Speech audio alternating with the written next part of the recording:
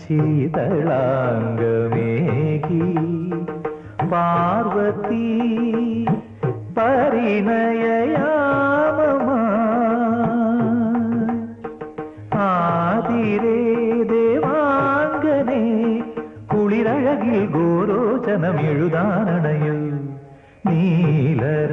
നീലരാവിലിന്നു നിന്റെ താരഹാരമിളകി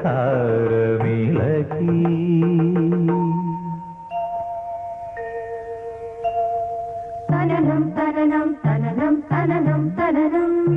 തനനം തനനം തനനം തനനം തനനം